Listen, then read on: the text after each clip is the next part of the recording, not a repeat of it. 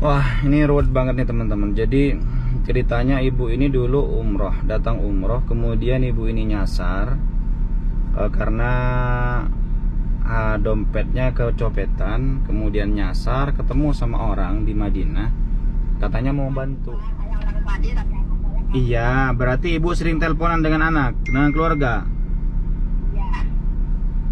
Oh begitu. Jadi begini. Ibu berarti pertama datang itu umroh, ya rombongan. Kemudian ibu tersasar. Tersasar, tas ibu kecopetan.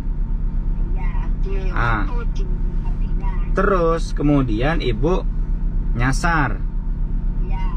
Habis nyasar ketemu sama orang itu. Orang ini lagi pergi umroh. Oh, orang itu lagi pergi umroh. Terus kata dia mau bantu ibu. Tapi ibunya dibawa ke Jizan apa ke Mekah? Saya dibawa ke situ orang Jizan, tapi masih jauh dari Jizan. Masih 1 jam. Oh, berarti ibu waktu dibilang mau ditolong itu dibawa ke Jizan ya? Iya, dibawa ke rumahnya.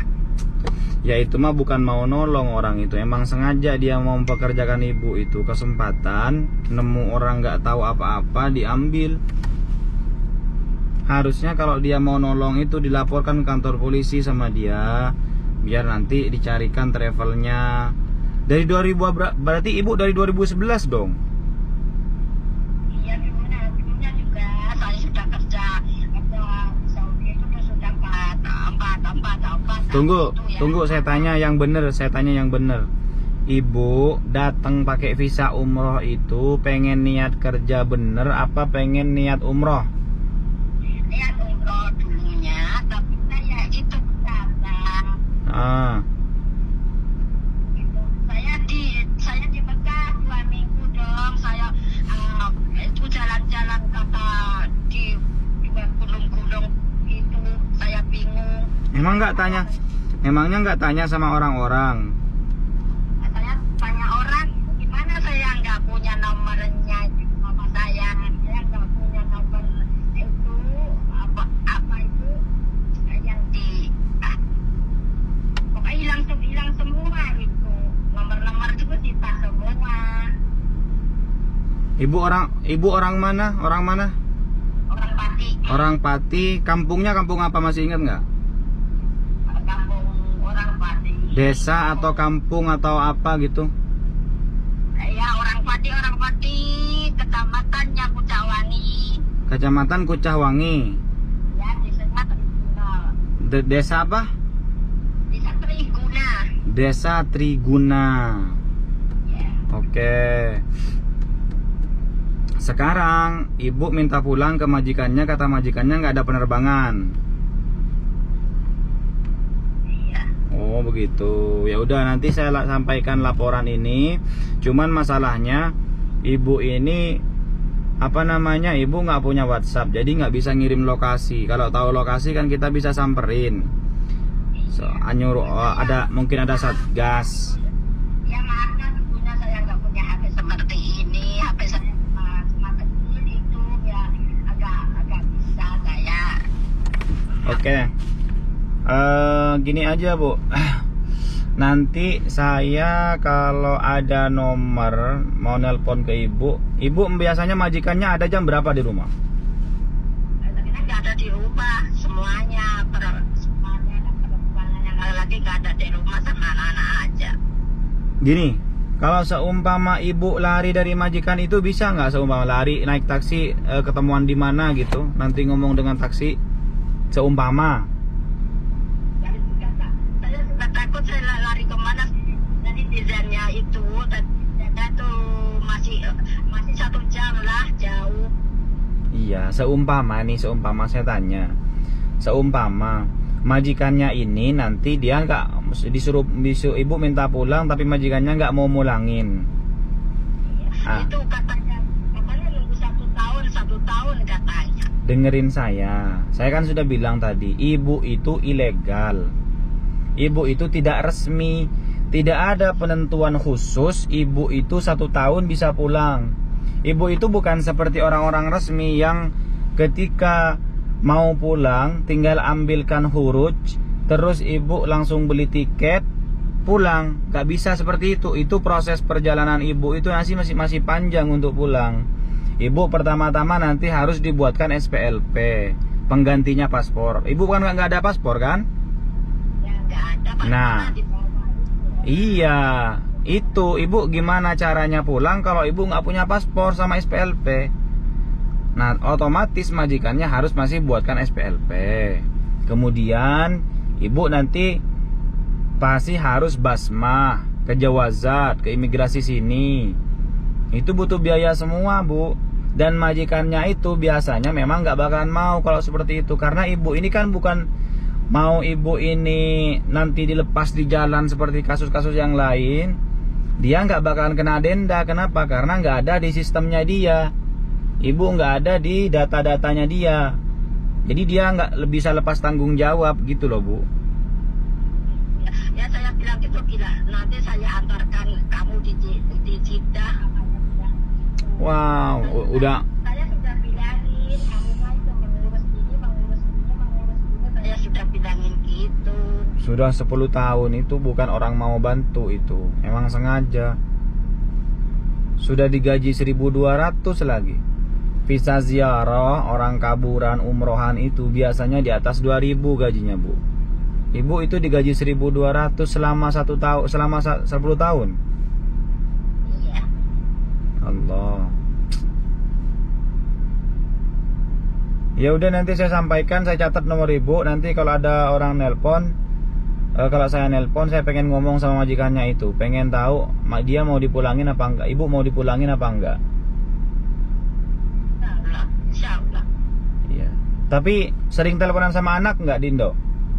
Ya, telepon saya anak saya itu ya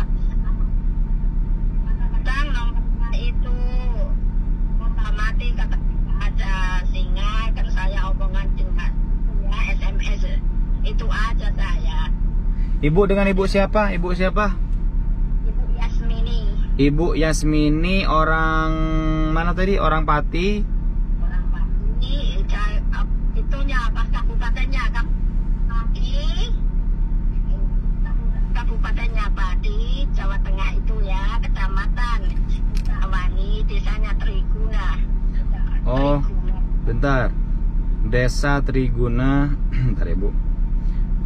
Ibu punya nomor anaknya enggak? Jambilah. Itu anak saya di Jeporo, masih jauh dari Pati. Iya, punya nomornya enggak? Karena nanti takut ada apa-apa bisa menghubungi. Ini ya, Bu. Kecamatan Pucak Wangi ya? Ya. Oh, begitu. Kecamatan Pucak Wangi, Kabupaten Pati, Provinsi Jawa Tengah, Desa Triguno. Triguno apa Triguna? Triguna. Di sini Triguno ya kalau di Google. Ya, Triguna sudah Triguno ya. Sudah, maaf ya, Triguna. Oke, Bu. Oke, baik Ibu. Nanti saya hubungin lagi, saya sudah catat nomornya Ibu ya. Ya, insya Allah kalau HP saya nanti sama anak-anak saya nanti ya saya hubungin. Tapi kalau ada nomor anaknya, Bu, bisa nggak? Nomor anaknya ada nggak nomornya? Ya, anak-anaknya yang di sini ini yang nakal-nakal. Enggak, anak-anak yang di Indonesia, anak yang di Indonesia. Anak yang di Indonesia, Jamilatu. Nomornya. Bentar Bu. 085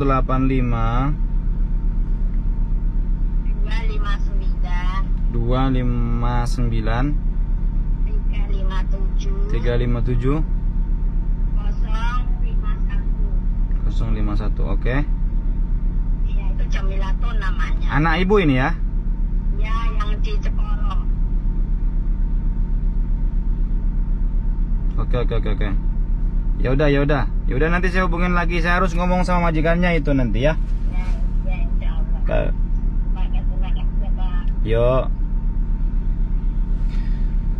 Wah, ini ruwet banget nih teman-teman. Jadi ceritanya ibu ini dulu datang umroh, kemudian ibu ini nyasar karena dompetnya kecopetan, kemudian nyasar, ketemu sama orang di Madinah, katanya mau bantu, tapi mau bantu malah dibawa ke rumahnya di Jizan.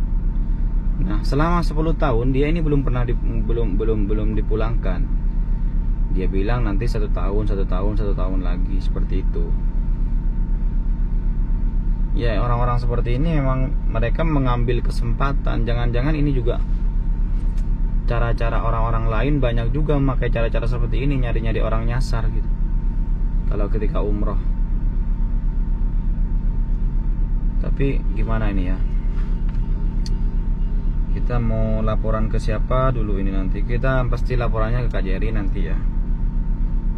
Cuman permasalahannya ibu ini nggak punya nomor HP, nggak punya WhatsApp, jadi lokasinya nggak bisa ditemukan. Jadi jalan satu-satunya ini harus melobi majikannya agar orang ini bisa diantarkan ke Jeddah itu aja.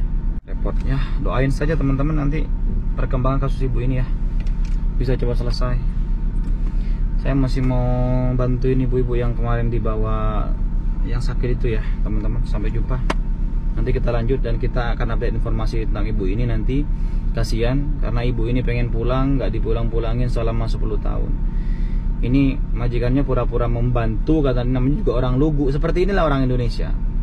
Ini contoh orang Indonesia. Dibilangin seperti itu aja percaya. Yang kasihan ini kan umrohan, termasuk orang ilegal. Orang ilegal itu di Arab Saudi rata-rata gaji itu di atas 2.000 teman-teman. Ini ibu cuma digaji 1.200 selama 10 tahun. Ya nggak kebayang aja ini. Nggak kebayang. Tapi biasanya orang-orang seperti ini mereka datang dengan visa umroh memang sengaja untuk bekerja. Cuman ketika saya tanya-tanya barusan, memang dari cara jawabnya dia memang bukan untuk bekerja. Memang sepertinya dia nyasar beneran, cuman dimanfaatkan oleh orang-orang oknum-oknum tertentu untuk dipekerjakan, gitu aja sih. Baiklah teman-teman, insya Allah nanti kita update informasinya. Kalau ada permasalahan-permasalahan kalian silahkan komen di bawah, atau kalian menemukan permasalahan-permasalahan silahkan komen di bawah. Insya Allah kita akan bantu tindak lanjuti dengan mengajukan laporan ke kantor ke kantor perwakilan pemerintah kita yang ada di Arab Saudi, yaitu KJRI Jeddah, yang mana saya paling dekat tempatnya yaitu ya cuman ke KJRI Jeddah. Kalau KBRI Riyadh ya jauh teman-teman. Oke teman-teman, itu saja mungkin video dari saya. Semoga bermanfaat. Sampai jumpa di video berikutnya. Wassalamualaikum warahmatullahi wabarakatuh.